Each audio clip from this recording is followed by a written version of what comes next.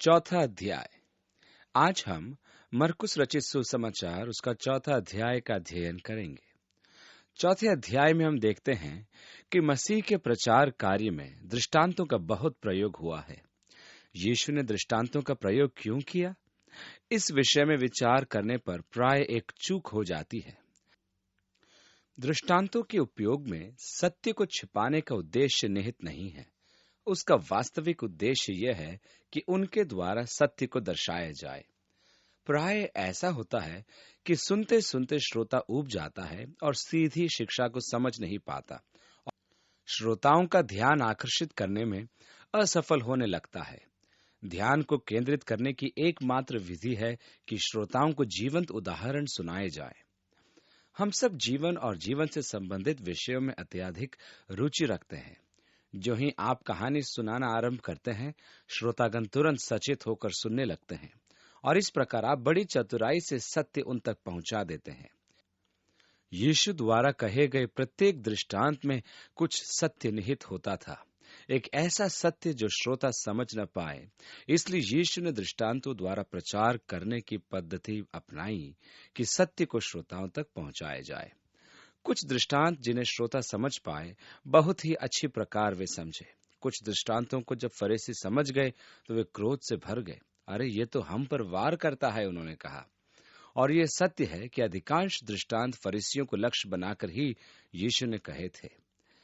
कभी ऐसा भी होता था कि उनकी विषय वस्तु श्रोताओं के सिर के ऊपर से निकल जाती थी। जब वह अपने शिष्यों को समझाता था तब वे कहते थे, प्रभु, आपके कहने का क्या अर्थ है? प्राय वे तभी पूछते थे जब यीशु उनके साथ अकेला होता था। यीशु ने कहा कि स्वर्ग के राज्य के दृष्टांत समस्त दृष्टांतों की कुंजी है। हमने मत्ती के सुसमाचार के अध्याय 13 में से देखा है। यहाँ मरकुस हमें यह बताता है जिसे मत्ती ने अपने सुसमाचार वृत्तांत में छोड़ दिया था। पहली आयत, वह फिर झील के किनारे उपदेश देने लगा और ऐसी बड़ी भीड़ उसके पास इकट्ठी हो गई कि वह झील में एक नाव पर चढ़कर बैठ गया और सारी भीड़ भूमि पर झील के किनारे खड़ी रही। पिछले अध्याय में हमने देखा था कि जन समूह उस पर गिरा जाता था, इसलिए यीशु को नाव में सवार होना पड़ा था। किसी ने यह जान लिया था कि यीशु के स्पर्श मात्र से ही रोग दूर हो जाते हैं, तो जन समूह उसे स्पर्श करने की चेष्टा में उसे लगभग दबा ही डाल रहा था, क्योंकि उसने बहुतों को चंगा किया था। इसलिए जितने लोग रोग से ग्रसित थे उसे छूने के लिए उस पर गिरे पड़ते थे। इस प्रकार ये एक सामान्य अभ्यास होता जा रहा था कि चंगाई हेतु किसी न किसी प्रकार यीशु का स्पर्श किया जाए। आप कल्पना कर सकते हैं कि एक सीमा ऐसी आती है कि इस धक्का मुक्की से आप दुखी हो जाते हैं। जन समूह की संख्या का अनुमान लगाया जाए तो लिखा है कि सागर की दूसरी ओर 5,000 पुरुषों के अतिरिक्त स्त्रियां एवं बच्चे भी थे। यदि एक पुरुष पर एक स्त्री और एक बच्चा माना जाए तो 15,000 व्यक्ति होते हैं। इसलिए यीशु ने संबोधित करने के लिए एक नाव पर चढ़कर उनसे कुछ दूर जाकर प्रचार करने लगा। अब वह उनकी धक्का मुक्की से सुरक्षित था।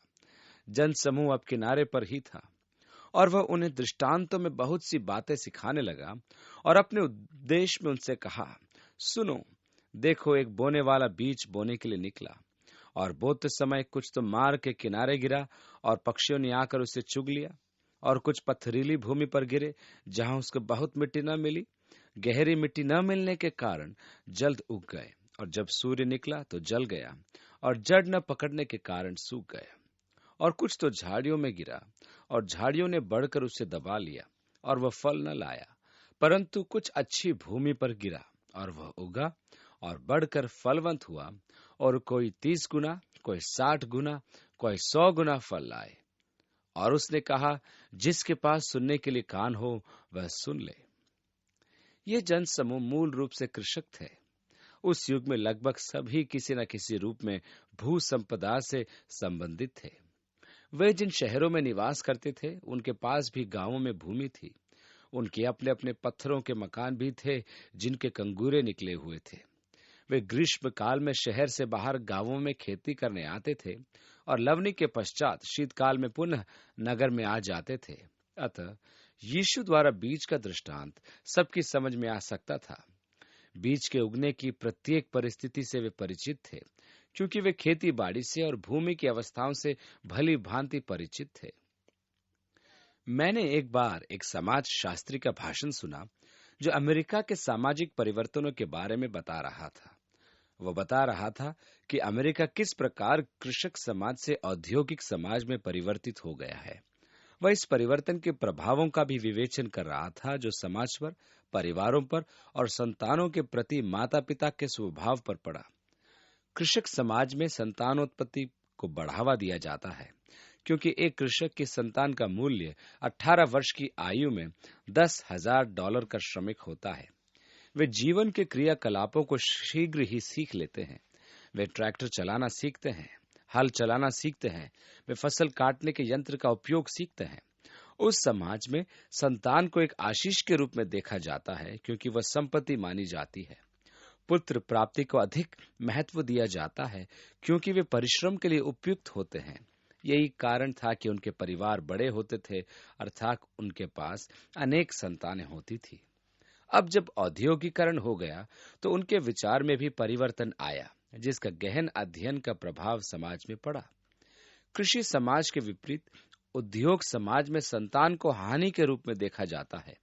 यहाँ अनुमान लगाया जाता है कि संतान की 18 वर्ष तक की आयु में देखरेख का व्यय लगभग $60,000 है।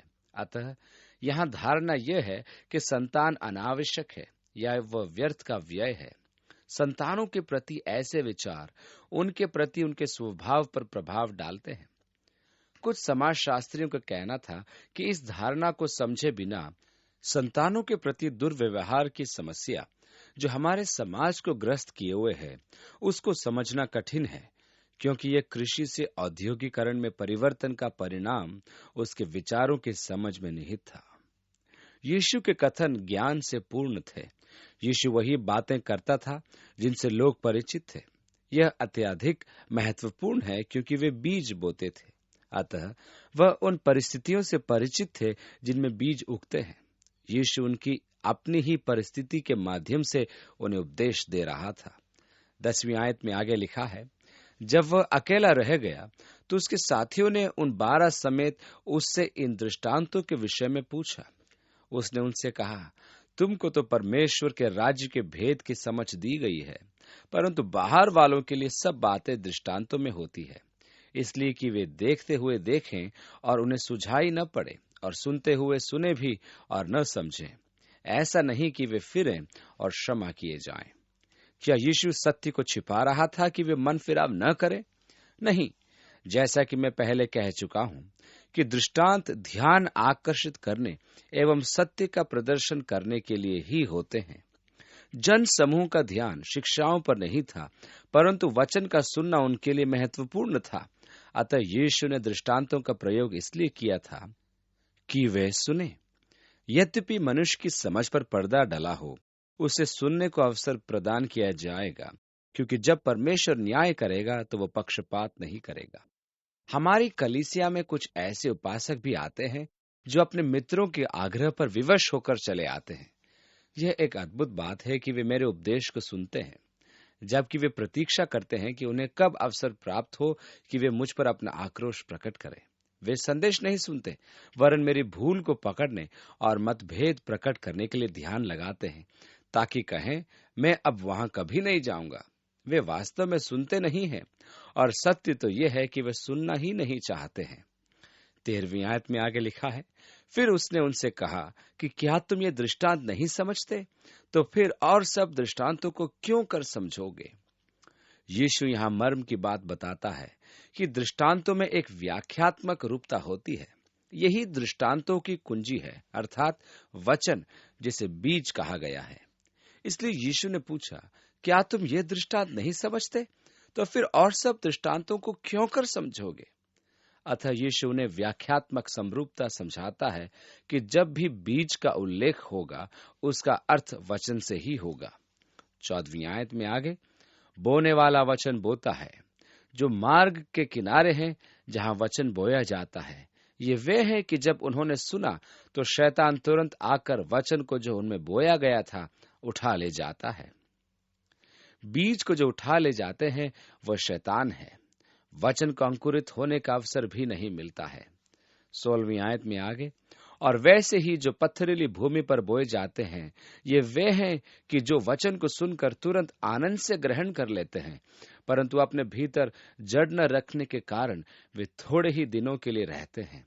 इसके बाद जब वचन के कारण उन पर क्लेश या उपद्रव होता है, तो वे तुरंत ठोकर खाते हैं।